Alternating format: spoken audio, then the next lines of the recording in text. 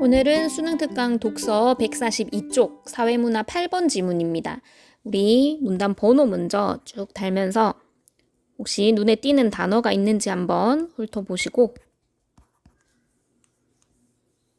6문단, 7문단까지 있네요. 문제도 한번 봅시다. 자, 1번 문제 심의 민주주의자들이라는 말에 이렇게 네모 표시가 돼 있는데 아까 문단 번호 쭉 달면서도 심의라는 말이 앞에 좀 많이 보였었거든요. 그래서 내용 확인 문제. 2번 제임스 피식인 사람 이름이 나옵니다. 피식. 이 입장에서 가의 이유, 그러면 가 동그라미니까 이 근처에 근거가 많이 숨어 있을 것이다. 3번 기억 동그라미, 미음 동그라미 문제니까 이거 실시간 해결 가능. 4번 보기 적용 문제, 5번 어휘 문제. 자, 그러면 우리 본문을 같이 읽어보면서 살펴볼게요. 구성원들이 집합의 의사결정 과정에 참여하는 방식은 크게 투표와 심의 두 가지로 나눌 수 있다. 투표는 선거를 하거나 가부를 결정할 때 투표 용지에 의사를 표시하여 일정한 곳에 내는 일로 투표를 정의하고 있다, 그지? 민주주의 국가에서 투표는 주권을 행사하는 수단으로서의 민주주의 요체로 꼽힌다. 그런데 일군의 이론가들은 다수결을 위한 투표가 구성원의 선호를 제대로 반영하지 못하는 등 한계가 많다고 지적하면서 심의에 의한 집합적 의사결정의 중요성을 강조한다. 자, 아까 우리가 1, 2, 3, 4, 5 그 문단 번호 달면서도 심의라는 단어를 많이 봤고 1번 문제에도 심의 민주주의자들의 견해를 물어봤기 때문에 이 글의 주요 제재가 심의라는 거는 우리가 추론을 어느 정도 했었고 1문단 읽어보니까 역시나 우리 보통 1문단 마지막 부분에 핵심어, 중심 제재가 소개가 되죠. 심의라는 말이 나왔습니다. 자, 그런데 그러면 이 심의라는 중심 제재를 당연히 중점을 두고 봐야 될 것이고 두 번째로는 이 심의를 소개하면서 굳이 투표 이야기를 같이 꺼냈단 말이야. 그러면 이 투표와 심의의 공통점과 차이점도 생각하면서 읽어야 문제를 푸는데 도움이 될 것입니다. 자, 이 문단입니다. 심의는, 자, 이제 본격적으로 심의에 대해서 소개를 하겠죠. 어떤 안건이나 일을 자세히 조사하고 논의하여 결정하는 일을 가리키는데 구체적으로는 성찰적 의미의 내적 심의와 집합적 의미의 외적 심의로 나눌 수 있다. 자, 또 두 가지로 나눠지는 심의 내용이 두 가지로 나눠집니다. 개인의 성찰 차원의 내적 심의는 어떤 것을 결정하기 전에 그 사안에 대해 심사숙고하는 것을 가리킨다. 혼자 생각하는 거야. 이 내적 심의가 집단의 경우로 확장된 것이 외적 심의다.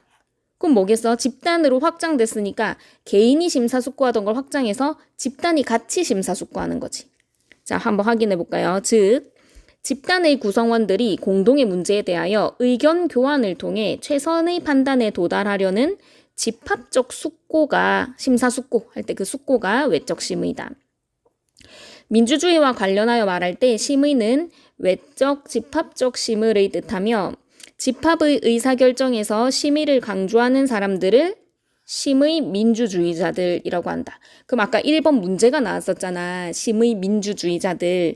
그럼 이 사람들은 일단 심의를 강조하는 사람들이야. 말 그대로. 자, 3문단 한번 봅시다. 심의 민주주의자들은, 자, 또 이번에는 심의 민주주의자들을 본격적으로 소개해 줍니다. 그지? 똑같이 따라서 네모 한번 해볼게요. 뭐 동그라미 해도 상관없습니다. 심의를 통해 합의에 도달하지 못하여 최종 결정을 투표에 맡기게 된다 하더라도, 자, 뭐뭐 한다 하더라도 라는 말이 나오고 또 투표라는 말도 나왔잖아. 우리 그 비교 대상이 있는 것, 그 다음에 어떤 조건이나 양보에 대한 거, 뭐뭐 하더라도 이런 부분은 항상 체크해 놓으세요. 심의는 집합적 결정의 민주적 정당성을 높이는 데 기여한다고 강조한다. 이들에 따르면 정보의 양이 많을수록 더 나은 판단을 할 수 있는데 심의는 정보를 모으는 과정이기 때문에, 자, 이거기 때문에 합리적 의사결정에 도달할 가능성을 높인다. 이뿐 아니라 심의는 개인의 판단 능력의 한계를 극복할 수 있게 해준다. 여러 사람들의 상상력과 추리력이 동원되고 서로 다른 입장들이 다양하게 공유되면서 공유되면 의사결정의 합리성이 높아질 수 있다는 것이다. 또한 심의는, 자, 지금 또한 심의는 하면서 계속 이 심의 좋은 점들을 막 얘기하고 있어. 공적이고 도덕적인 의사결정을 도출하는 효과를 낼 수 있다. 익명성의 기초를 두고 있는 투표와 달리, 자, 역시 또 나왔죠. 뭐뭐와 달리. 심의는 구성원 각자의 관점을 공개함으로써 사적 관점에 의한 선택을 막고 공적 관점에 의한 의사결정을 하게 만든다. 투표는 익명성 때문에 사적인 관점으로 선택을 하게 되는데 이 심의는 공적이고 도덕적으로 의견을 도출할 수 있다라고 주장한다는 겁니다. 그리고 심의는 결과의 정당성을 높여주어 법규나 질서, 제도 등을 사회에 정착시키는데 필요한 시간과 노력, 즉 순응 비용이라는 게 있는데 이걸 최소화하게 한다. 특히 심의를 통해 새로운 관점과 논리를 획득하는 경험은 다른 심의 과정에서 적극적인 의견 교환과 합리적인 의사결정을 가능하게 하여 선순환을 일으킨다. 한번 이렇게 새로운 관점, 논리를 획득해 본 그 경험이 있으면 다른 심의에서도 그걸 활용할 수 있어서 계속 좋은 순환이 일어난다는 겁니다.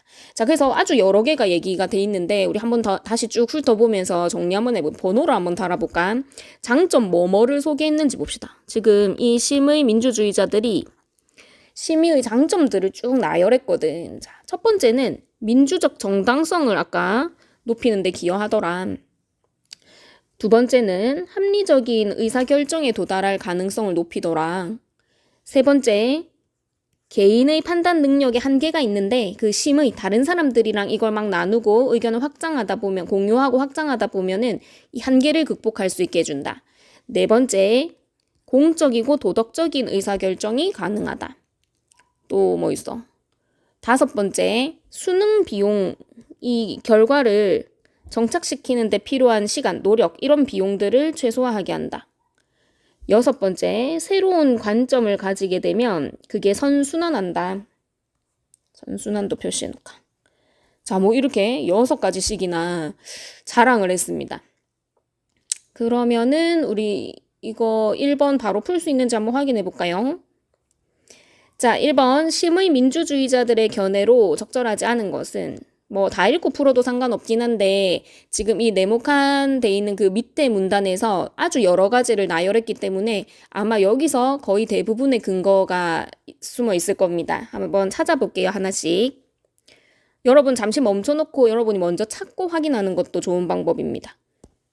자, 1번부터 한번 봅시다. 집단의 문제와 관련하여 개인의 지식과 판단 능력에는 한계가 있다. 이거 아까 우리 봤는데. 자, 심의의 좋은 점 중에 하나가 뭐였냐면 개인의 판단 능력의 한계를 극복할 수 있게 해준다는 거였어. 자, 그러면 1-1번 맞죠? 2번 의사결정 방식의 타당성은 의견의 일치에 도달할 수 있느냐를 통해 결정된다. 자, 요거 아까 선생님이 유심히 보라고 했던 여기 한번 보세요. 심의를 통해 합의에 도달하지 못하여 최종 결정을 결국 투표에 맡기게 된다 하더라도 그러니까 꼭 의견이 일치가 되지 않더라도 이거는 타당성을 확보할 수 있다 그랬어. 그지? 여기 1-2번. 그러면 이거 2번이 답이다. 그죠? 꼭 그 의견에 일치돼야 된다고 한 적이 없습니다. 의견은 합의에 도달하지 못할 수도 있다라고 말을 했어. 자, 세 번째 3번도 봅니다. 서로 다른 입장들이 다양하게 공유되면 의사결정의 합리성이 높아질 수 있다. 여기 그대로 나와 있네. 서로 다른 입장들이 다양하게 공유되면 의사결정의 합리성이 높아질 수 있다. 3번. 4번. 익명성이 보장되는 상황에서 개인은 공적 관점보다 사적 관점으로 투표할 가능성이 있다. 이것도 그대로 나왔었죠. 아까 익명성의 기초를 두고 있으면 사적 관점으로 선택할 수 있는데 이거를 심의에서는 보완할 수 있다잖아. 공적 관점으로 의사결정을 하게 만든다라고 주장했었죠. 5번 공동의 문제에 대한 구성원들의 의견 교환의 과정은 결과의 정당성을 획득하는 데 기여한다. 자, 결과의 정당성 이야기하면서 여기 나와 있습니다. 자, 여기에 1-5번. 그러면 역시나 3번 문단 안에 지금 근거를 다 찾을 수 있게 해놨다. 그죠? 1번에 2번 답 체크해놓고 계속 읽어보겠습니다. 4문단. 심의가 갖는 이러한 장점에도 불구하고 뭐뭐에도 불구하고 현대사회에서 심의가 보편화되지 못하는 이유는 자 그래. 그럼 이렇게 좋으면 하면 되는데 왜 이렇게 일반적으로 보편화해서 하지 못하냐. 그것은 사회 규모 때문이다. 많은 구성원들이 심의에 참여하는 것이 바람직할 수 있지만 수천만 명에 이르는 구성원들이 동시에 참여하는 다 같이 서로 의견을 나누고 서로 숙고하고 이렇게 해야 되는데 수천만 명이 동시에 이걸 할 수가 없는 거야. 심의는 불가능하고 그래서 사람이 너무 많은 경우에는 심의가 불가능하고 만약에 가능하다 하더라도 요거 잘 봐야 됩니다. 심의가 불가능한 이유는 수천만 명이 이르는 이 규모가 너무 크기 때문입니다. 근데 만약에 가능하다 하면 그거는 옳지 않을 수 있다. 가능하더라도 옳지 않을 수 있다. 일단 규모가 너무 커서 심의가 불가능한데 만약 가능해도 옳지 않다. 그렇다면 심의 민주주의라는 이상과 거대 사회라는 현실을 양립시킬 수 있는 방법은 없을까? 심의 민주주의 너무 좋은 건데 이거 규모가 너무 커서 할 수 없다. 이 두 가지 어떻게 양립을 시킬까? 이와 관련하여 가장 주목받고 있는 사람은 공론 조사를 제안한 미국의 정치학자 제임스 피시킨이다. 아까 우리 문제 나왔던 사람. 이번 문제의 주인공이다. 그죠? 그에 따르면 사람들은 보통 자신과 직접 관련이 없는 문제에 대해 많은 시간과 노력을 투자해서 정보와 지식을 얻으려고 하지 않는다. 그치? 우리도 관심 있는 것만 막 좀 듣잖아. 앤서니 다운스는 이것이 개인의 입장에서 보면 합리적인 선택이라고 하면서 이를 합리적 무지라고 칭하였는데 요런 용어를 사용했다. 그치? 합리적 무지. 이게 뭔데? 자기 관심 없는 거는 정보 지식을 얻으려고 하지 않는 것을 합리적 무지라고 했대. 피시키는 합리적 무지 상태에 있는 사람들에게 의견을 구하는 것은 무용하다, 쓸데없다 라고 보았다. 또한 피시키는 사안에 대해 전혀 알지 못하는데도 마치 잘 알고 있는 것처럼 답을 하는 사람도 있고 자신의 입맛에 맞는 정보만 취하려고 하는 확증 편향이나 자기가 이미 확신하는 걸로만 계속 이해하는 거야. 쉽게 얻을 수 있는 정보에만 의존하는 가용성 편향에 기반을 둔 답을 하는 사람도 있을 수 있다고 지적하였다. 피시킨이 지적한 문제들을 한번 보세요. 합리적 무지 상태에 있을 수도 있고 모르는데 아는 척할 수도 있고 자기 입맛에만 맞출 수도 있고 가용성 편향, 쉽게 얻을 수 있는 정보만 얻을 수도 있다. 이게 문제라는 거야. 그럼 아까 이 가에서 설령 가능하다 하더라도 옳지 않을 수 있다라는 그 이유가 뭔데? 이런 사람들 때문인 거지. 이런 의견들 때문인 거예요. 자, 그러면 이번 문제도 바로 한번 풀어봅시다. 가장 적절한 것이니까 말이 되는 게 하나밖에 없을 거야. 역시 3번입니다. 합리적 무지에 있는 구성원들에 의해서 의사결정이 왜곡될 수 있기 때문이다. 3번. 나머지는 관계없는 얘기를 합니다. 시간적 한계나 비용이 많이 드는 문제는 이게 불가능한 이유였지. 심의가 불가능했을 때. 근데 가능하더라도 옳지 않다라고 할 수 있는 이유는 뭐냐? 이 피시킨이 지적했던 1, 2, 3, 4번 요런 이유들 때문입니다. 자, 계속 한번 읽어볼게요. 이에 대안으로서 이거 또 대안을 제시하나 보네. 대안으로서 피시킨은 공론 조사를 제안하였다. 앞에서도 살짝 언급이 됐었잖아. 공론 조사를 제안한 미국의 정치학자라고 했습니다. 공론 조사는 그게 뭔데? 표본 추출에 의한 조사 방식에 참여자들의 학습과 토론 등을 통한 수기 과정을 결합한 조사 기법이다. 표본 추출을 하고 조사를 한 다음에 또 심사숙고 그 의논을 나누는 심의 과정을 결합한대. 공론 조사에서는 맨 먼저가 나오는 거는 이게 과정, 절차, 순서라는 겁니다. 그러면 이 순서가 어떻게 진행되는지 봐야겠네. 그 다음에 기억 동그라미도 돼 있어. 이거 바로바로 3번 문제 바로 풀면 되겠다. 자, 맨 먼저 수기를 거치지 않은 다수의 사람들을 대상으로 하여 사회 구성원 전체의 초기 의견을 파악하는 1차 조사를 실시한다. 그러면 1차 조사는 수기하기 전에 자연상태 그대로의 다수의 사람들을 대상으로. 그럼 우리 3번 문제 1번 한번 봅시다.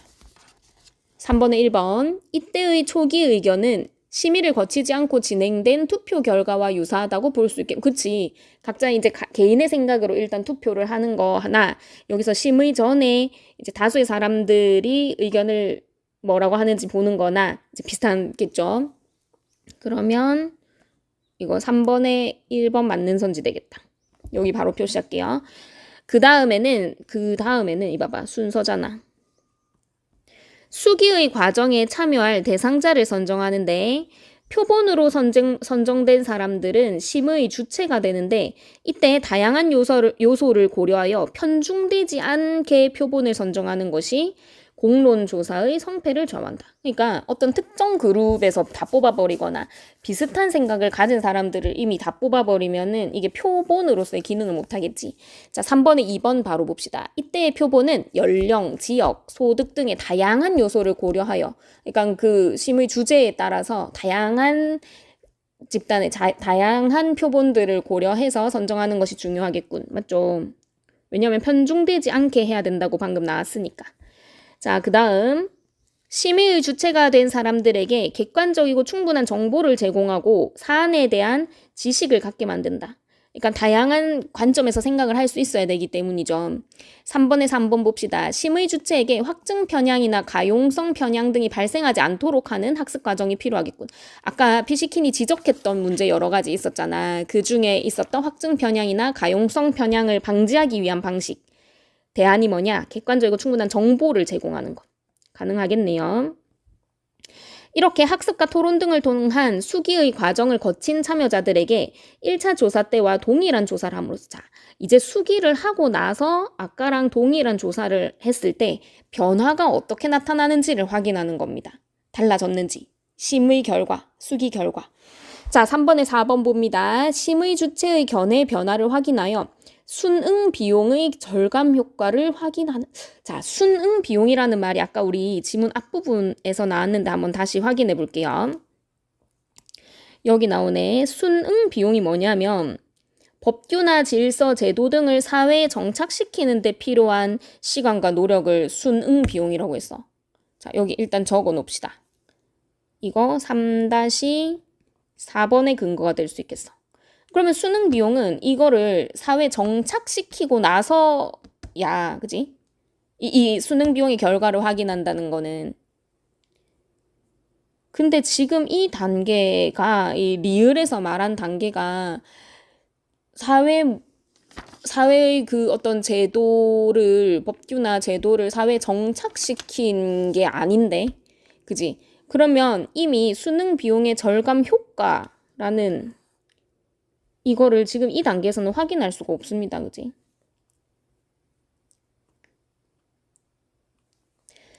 답은 찾았네. 자, 이 결과는 언론 발표를 통해 구성원 전체에게 공개됨으로써 효력을 가지게 된다. 5번도 봅시다. 공론조사의 결과가 의사결정에 중요한 참고사항으로 작용, 그렇지. 여기 전체 공개함으로써 효력을 가진다 했으니까 맞는 선지입니다. 그래서 답은 4번. 그러나 이러한 피시킨의 제안을 받아들이는 것을 또 여기에 대해서 또 반대하는 사람도 있대. 자, 요 피시킨의 의견에 대해서 반대. 이들은 투표 결과는 그대로 최종 결과가 되지만 공론조사의 결과는 그렇지 않기 때문에, 그러면 이 공론조사를 한 게 그대로 결과로 이어지지는 않네. 의사결정이 지연되기만 한다고 비판하기도 한다. 비판하고 목적에 따라 공론조사의 결과가 취사 선택되어 악용되는 문제도 발생할 수 있다고 말한다. 왜냐하면 이게 그대로 최종 결과가 되는 게 아니기 때문에 그중에 나한테 유리한 것만 뽑아서 선택할 수도 있다는 거지. 또한 심의의 과정을 거치면서 다른 사람의 행동이나 견해, 평판이나 사회적 압력 때문에 다양성은 제거되고 의사결정의 질이 떨어지는 심의 실패가 일어날 수 있다고 강조한다. 이들은 이러한 문제점을 내세워 투표에 의한 의사결정의 중요성을 역설하고 있다. 오히려 이 심의보다 투표로 결정해야 된다라고 주장하는 사람들도 또 있다는 거야. 그러면 이제 1번도 됐고 2번, 3번까지 다 우리가 확인을 했고 4번 적용 문제 바로 보면 되겠습니다. 어떤 내용인지 한번 보자. A시청에서는 외국 자본의 영리병원 설립을 적극적으로 추진하고자 하였다. 그러나 이에 대해 지역 주민들이 반대 의사를 밝혀오자 A시청은 공론조사라는 수기의 과정을 거쳐 최종적인 의사결정을 하겠다고 발표하였다. 절차에 맞게 수행된 공론조사 결과 지역 주민을 위한 병원의 설립에 찬성하는 비율은 80%를 웃돌았지만 외국 자본의 영리병원 설립을 반대하는 비율은 찬성하는 비율보다 20%가량 높게 나타났다. 자, 이게 무슨 말이야? 지역 주민들이 병원 설립에는 찬성을 해. 병원이 세워지는 건 좋아. 하지만 외국 자본의 영리병원, 외국 자본이 들어와서 그 이득을 가져가는 형태의 그 병원을 설립하는 거는 싫대. 그지? 이건 오히려 반대가 많다는 거야. A시청은 지역 주민을 위한 병원 설립에 찬성하는 비율이 압도적으로 우세하다는 것을 내세워 해당 병원의 설립을 허가하였다. 자, 요거 봐봐. 지금 A시청에서는 공론조사를 한 결과 중에 병원 설립 좋다고? 그래, 그럼 나 이거 결과 가져갈게. 요것만 가져간 거야. 근데 분명히 지역 주민들은 외국 자본의 영리 병원 설립은 싫다고 했거든. 반대한다고 했거든. 자, 이에 대한 지역 주민들의 비판 여론이 일자 A시청은 공론조사 과정에서 우세한 쪽으로 의견이 쏠리는 편승 효과가 나타나서 공론조사 결과를 모두 다 수용할 수는 없었다고 주장하였다. 자, 요 보기 1번부터 한번 보겠습니다. 자, 1번. 자, 빨간색으로 표시하면서 볼게요. 이번에 A시청은 공론조사에서 수의 과정의 가치는 인정하지만 공론조사의 결과가 최종 결정으로서의 효력을 가지는 것은 아니라고 본 것이겠군. 그러니까 이봐봐. 어딨노? 요 공론조사라는 수기 과정을 거쳐서 의사결정을 하겠다고 발표는 했었지만 마지막에 조사 결과를 모두 다 수용할 수는 없었다고 주장했잖아. 그럼 여기서 1번에 대한 근거 찾을 수 있겠다. 그지? 2번, A시청이 해당 병원의 설립을 허가한 것에 대해 지역 주민들은 A시청이 공론조사 결과를 취사 선택, 자기가 필요한 것만 선택했다라는 비판을 제기한 것이겠군. 그치? 지역 주민들이 비판을 했어. 뭐에 대한 비판이었냐면 조사 결과가 2개였거든. 첫 번째 결과는 병원 설립에 찬성한 사람이 80%다. 근데 2번째 조사 결과도 있었단 말이야. 하지만 외국 자본의 영리병원 설립은 반대한다라는 사람이 더 많았어. 근데 이건 무시하고 2번은 무시하고 1번만 가지고 결론을 낸 거야. 그러면 취사 선택했다는 비판으로 제기할 수 있겠지. 요 보기 적은 게 좀 헷갈리겠는데. 자, 이 동그라미 안 하고 이렇게 적어 놓을게요. 괄호 할게요. 괄호. 그러면 여기에서 2번 여기다 적어놓으면 되겠다. 3번 A시청은 공론조사의 과정에서 의사결정의 질이 떨어지는 심의의 실패가 일어나 공론조사 결과를 모두 다 수용할 수 없었다고 주장한 것이겠군. 아까 의견이 한쪽으로 쏠려버리는 편승 효과가 나타났다 그랬지. 요거 3번. 4번 수기 과정을 생략하고 지역 주민 전체를 대상으로 투표를 하더라도 지금 이 공론조사기 때문에 여기 수기의 과정을 거쳐서 지금 조사를 한 거잖아. 근데 만약에 수기 과정 없이 투표를 하더라도 해당 병원의 설립을 반대하는 비율이 찬성하는 비율보다 20%가량 높다는 결과의 차이가 없겠군? 이건 모르지. 차이가 있는지 없는지 모르지. 근데 우리 윗글을 바탕으로 이해를 하라고 했으니까 윗글에서는 이 수기 과정의 역할에 대해서 계속 얘기를 했잖아. 그러니까 혼자서 생각할 때와 다른 사람들과 의견을 나눌 때, 심의, 수기를 할 때는 그 생각의 차이가, 결과의 차이가 생긴다라는 게 이 글의 내용이었잖아. 그러면 차이가 없겠군이라는 말은 틀린 선지가 되겠죠. 4번입니다. 5번도 봅시다. 공론조사의 결과가 수용되지 않았다고 하더라도 해당 공론조사에 참여한 지역 주민들은 새로운 관점과 논리를 획득하는 경험을 하면서 의사결정 능력을 향상시킬 수 있었겠군. 자, 요거는 우리 지문에 나와 있었는데 한번 볼까? 심의를 통해서 이 새로운 관점과 논리를 획득하는 경험 자체가 요런 선순환을 일으킨다 했었던 거 여기다가 표시해 놓으면 되겠다. 됐죠? 자, 그 다음에 마지막 어휘 문제 문맥상 A와 A가 어디 있나요? 자신의 입맛에, 여기 있네. 자신의 입맛에 맞는 정보 할 때 입맛에 맞는 이거랑 비슷한 거 찾으면 되네. 항상 그 밑줄 그은 거 앞에 있는 짝지가 뭔지를 잘 봐야 돼. 그럼 야단을 맞고 새해를 맞아 취향에 맞는, 관역에 맞는, 답이 맞는. 그럼 일단 문장 성분이 다른 애들은 다 탈락시켜버리고 이 둘 중에 한 개인데 입맛에 맞는 하고 비슷한 의미로 쓰인 거 3번이겠네. 취향에 맞는. 자, 그러면 1, 2, 3, 4, 5 다 해결했습니다. 오늘 여기까지 하겠습니다.